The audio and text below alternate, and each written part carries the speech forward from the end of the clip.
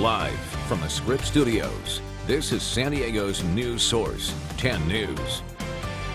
Our hearts break for you and for what you must be suffering as mothers. Unexpected words of comfort for the mothers of two teenage rapists who learned their fate today.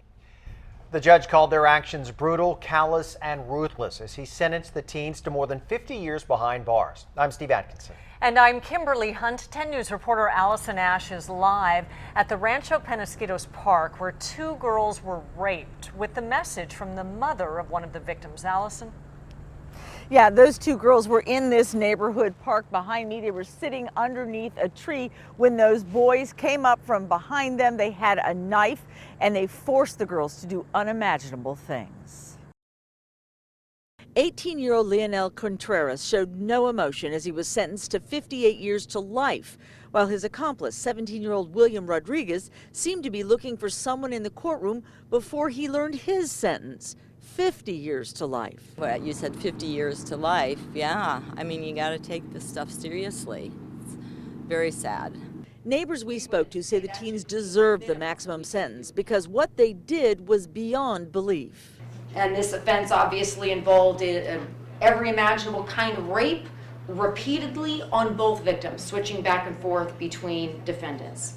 The judge called Contreras the shot caller in the assault, and because he held a knife to the throats of both a 15 and 16-year-old girl during the attacks, his sentence is 8 years longer than that of his accomplice. Their minds were set on what they wanted to do, and their thoughts were selfishly focused only on themselves. They had a knife, and they planned to do harm. Before the teens were sentenced, Deputy District Attorney Wendy Patrick read a letter written by one of the victims' mothers, telling of her daughter's nightmares after the attack, but also showing sympathy to the rapist's own mothers. Our hearts break for you and for what you must be suffering as mothers. We hope and pray that God will give you comfort during this time. There were no family members begging for mercy and no apologies from the two young men who now will pay a heavy price for ruining the lives of two young women. The two girls were praised for the courage that they showed in testifying against their attackers. In that letter that was read in court today, one of their mothers said that her daughter is now moving on. She is not going to let what happened out here define the rest of her life.